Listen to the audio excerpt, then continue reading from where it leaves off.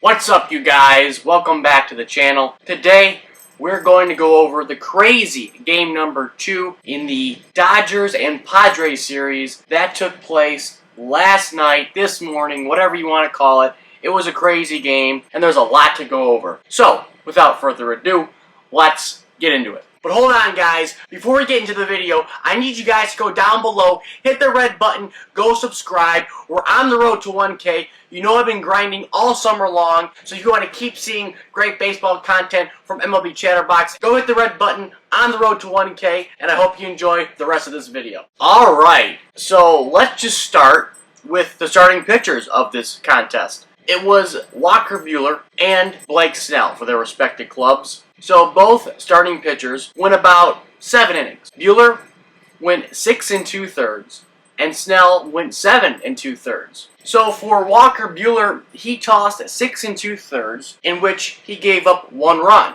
Now note that 1 run was unearned. That unearned run came across via Jake Cronenworth when he scored in the 2nd inning to make it 1-0 San Diego. Snell, on the other hand, was immaculate through almost 8 innings. I mean, he was great the whole game. But 1 blunder is what killed him. So he faltered, and he could not get the 3rd out, the final out of the 7th inning. And that earned run came via a Will Smith solo job in the top of the 8th inning. And that Will Smith homer tied the game at 1 between the Dodgers and the Padres. So after that 8th inning blast by Will Smith off Snell, both offenses were quiet. And both teams' bullpens held their own and prevented the opposition from scoring. For the next 6 innings, the next 6 innings, nothing. It was like anybody and everybody who came out of that bullpen for both sides from the 8th to the 15th was awesome. I mean, there was a lot of traffic on the base pass leading up to that 15th inning, which was crazy, but no one could score. But then came the crazy 15th. So in the top of the 15th inning, Billy McKinney singled to center field, which allowed Chris Taylor to score and made the game 2-1 Dodgers. And then just a batter later, Trey Turner, he singled to left field, which allowed Will Smith to score and made the game 3-1 Los Angeles now. So in the 15th inning, the Dodgers took a 2-run lead, and you're thinking, all right, that's it. Padres are dead in the water. I mean, they had 15 innings to figure it out. You know, they're not going to score. The game's done. Yes, the top lineup's coming up, but I was pretty doubtful, to be honest. I just couldn't see the Padres scoring. I mean, of course, the runner on second base helps when you start off an extra inning, but I didn't think it would be possible. But of course, I was proved wrong, and that runner on second base, that helped out a lot. Why? Well, because if you haven't seen it, you should. And what happened was, in the bottom of the 15th inning, with 1 out, and a runner on second base, which they started the inning off with, and the game being 3-1 Dodgers, Corey Knebel, which is weird, balked on purpose, which was interesting because at first you didn't really get it. But it made sense because he wanted the runner at second base to get off of second base so he couldn't steal signs. And mind you, Tatis was up. And I forgot who was on second base at that time. It could have been Cronenworth. But regardless, Knebel balked on purpose. He tried it twice, by the way. So to get the runner from second to third so he couldn't steal signs. But it didn't matter. It didn't matter because what did Tatis do? Tatis doesn't need to cheat, okay? Tatis is not Carlos Correa. Tatis is not Alex Bregman. Tatis is not Jose Altuve. He knows what's coming.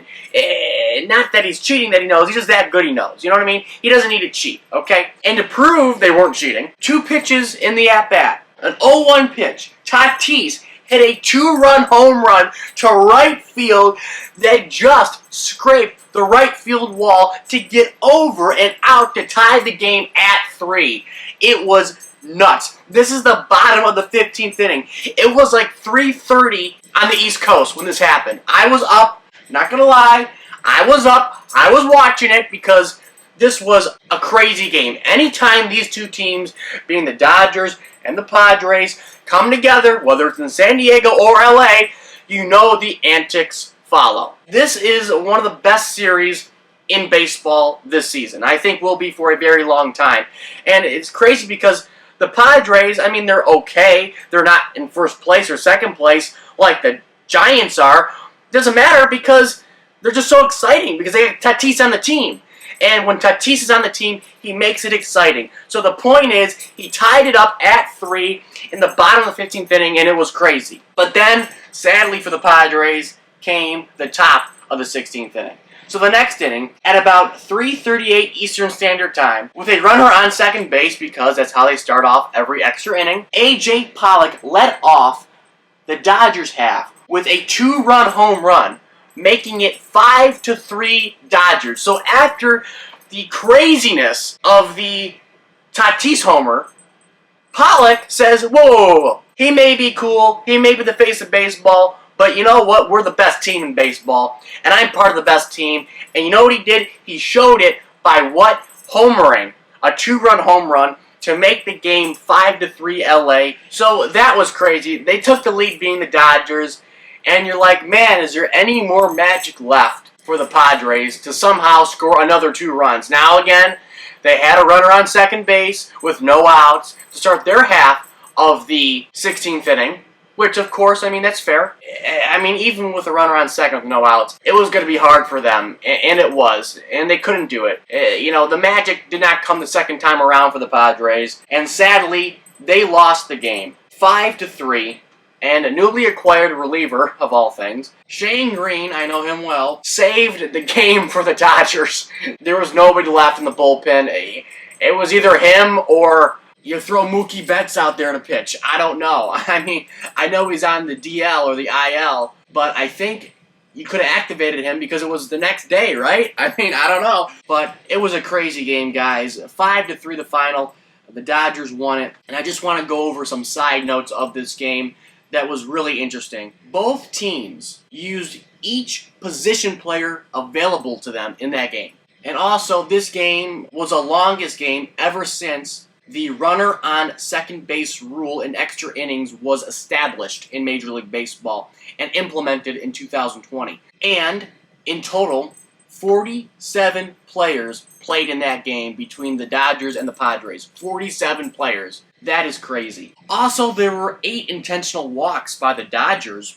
Not to mention, there were 3 rundowns between third and home in this game as well. Also, it was Max Muncy's birthday. Happy birthday, Max Muncy! How did he celebrate? Well, he celebrated by going 0 for 7. You don't want to celebrate after that night. I'll tell you that much right now. You ain't going out.